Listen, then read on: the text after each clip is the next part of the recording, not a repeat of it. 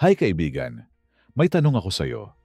Naranasan mo na bang magsalita ng isang simpleng bagay sa babae, pero bigla siyang natahimik, ngumiti, at parang nahulog ng kaunti sa'yo? Hindi mo man sinasadya, pero parang may epekto ang bawat salitang binitawan mo. Bago tayo magsimula kaibigan, kung taga-subaybay ka sa ating channel, welcome sa iyo kaibigan.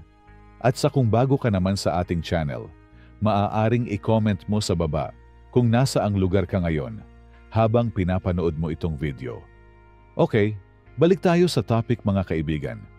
Alam mo, hindi kailangang maging makata o sobrang romantic para mapalapit ang loob ng babae. Ang kailangan mo lang ay katapatan sa paraan ng pananalita at lalim sa intensyon. Dahil minsan, hindi sa ganda ng linya napapaibig ang babae, kundi sa totoo ng tinig at sa tapang ng kaluluwa sa likod ng salita. Kaya sa video na ito, pag-uusapan natin ang 10 simpleng salita na kapag binitawan mo ng may respeto, confidence at authenticity, tiyak, maaalala ka ng babae. Hindi ito tungkol sa panlilinlang, kundi sa stoic na paraan ng pag-ibig, kalmadong pananalita, pero may lalim na damdamin. Ayon kay Marcus Aurelius, the soul becomes dyed with the color of its thoughts. Kaya kung ang isip mo ay puno ng kabutihan, respeto, at katapatan, kahit ang simpleng salita mo, may puwersang hindi niya makakalimutan. Pero bago tayo magsimula, huwag mong kalimutang mag-subscribe sa channel na ito, kaibigan. Kung gusto mong matutunan ang Pinoy Stoicism, ang sining ng pagiging tahimik, disiplinado, at karismatikong lalaki, yung hindi kailangan ng salita para maramdaman ang presensya mo. Kaibigan, sa panahon ngayon, madalas nating marinig na kailangan mong maging sobrang sweet, witty, o magaling magsalita para mapalapit sa puso ng babae. Pero ang totoo, hindi kailangang maging komplikado. Minsan, ang mga simpleng salita, yung may kasamang katapatan, respeto, at intensyon, yun ang talagang tumatagos sa puso ng babae. Ang babae ay hindi basta nahuhulog sa lalaking magaling magpataba ng ego niya. Nahuhulog siya sa lalaking marunong magsabi ng totoo, marunong magparamdam ng seguridad, at marunong magbigay ng salita na may laman. Kapag sinabi mong, ingat ka, gusto kong ligtas ka lagi, mas totoo yun kaysa sa paulit-ulit na, I love you, na wala namang pinatutunayan. Ang sikreto, kaibigan, ay hindi kung gaano karami ang sinabi mo, kundi kung gaano kabigat ang kahulugan ng mga salitang binitiwan mo. Dahil para sa babae, ang mga salitang totoo ay parang musika. Hindi kailangang malakas, basta maririnig sa tamang puso. Ayon kay Marcus Aurelius, let your words be the reflection of your character. Ang salita ng lalaking may disiplina at respeto ay hindi kailanman mawawalan ng halaga, kahit gaano pa ito kasimple. Kaya kaibigan, narito na ang 10 simpleng salita na kapag binitawan mo ng may respeto, confidence, at authenticity, tiyak, maaalala ka ng babae. Una, sabihin mo sa kanya, ingat ka. Simple, pero totoo. Hindi ito kailangan ng drama, pero may lambing na nagmamalasakit. Ang babae ay naaakit, hindi lang sa panlabas na anyo, kundi sa lalaking may pusong marunong mag-alala. Kapag naramdaman niyang sincero ka, mararamdaman niyang hindi lang siya basta tao sa'yo. May halaga siya.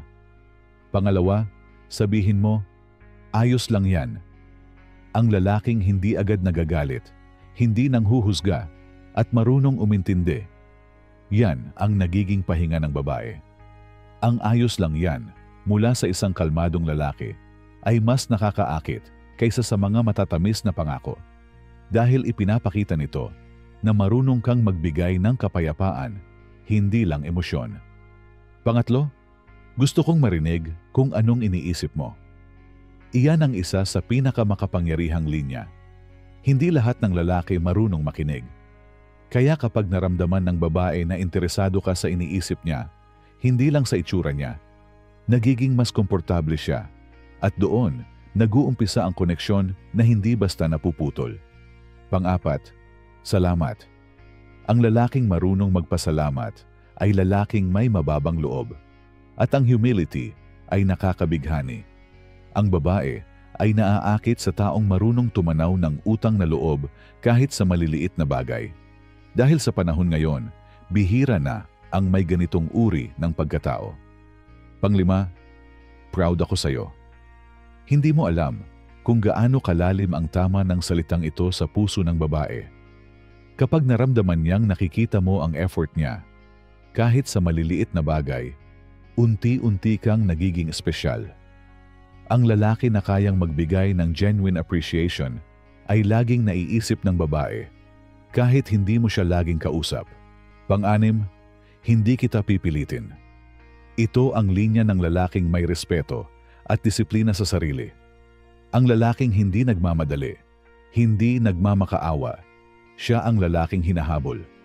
Dahil alam ng babae na ang ganitong uri ng lalaki ay may sariling mundo, sariling prinsipyo, at sariling direksyon.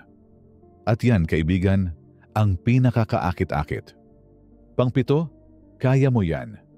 Simpleng salita pero nagbibigay ng lakas. Ang babae ay naaakit sa lalaking hindi lang nagbibigay ng kilig, kundi nagbibigay ng tapang.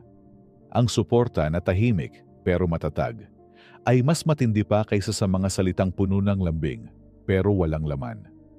Pang-walo, nandito lang ako.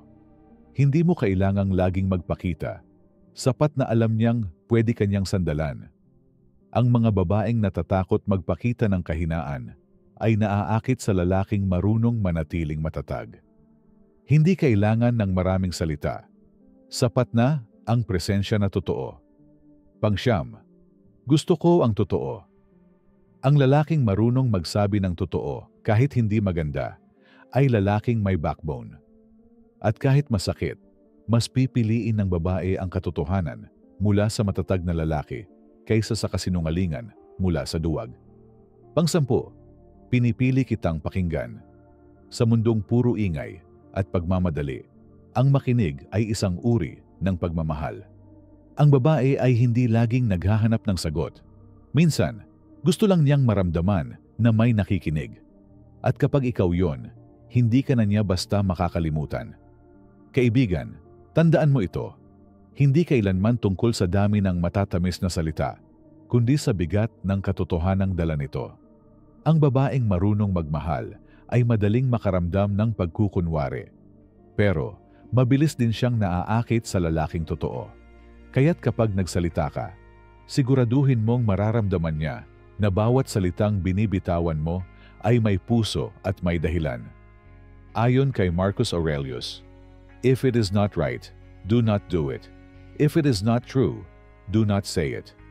Sa madaling sabi, huwag kang magsalita para lang mapansin. Magsalita ka para maramdaman. Kaya ngayon, kaibigan, tanong ko sa'yo, gusto mo bang marinig ng babae ang mga salitang gusto niyang marinig?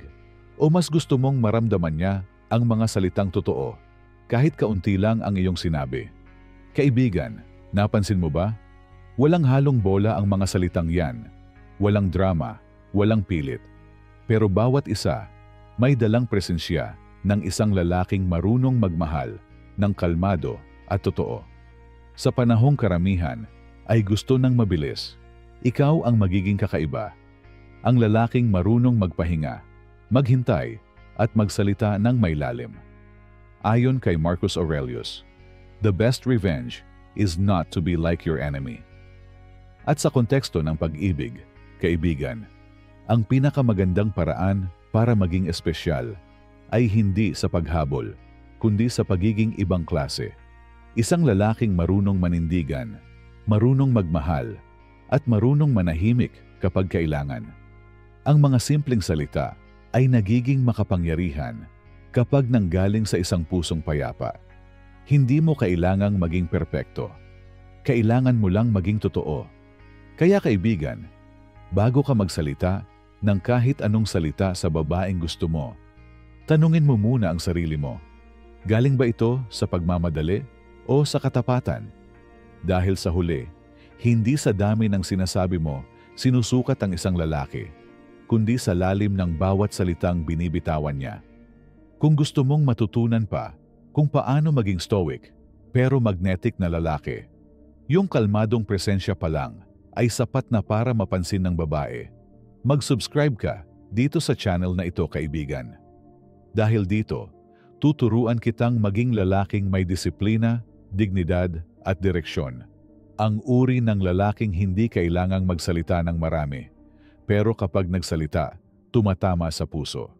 Kaya ngayon, tanong ko sa iyo, kaibigan, ano ang pinakasimpleng salita na kaya mong sabihin na sigurado kang tatatak sa puso ng babaeng gusto mo?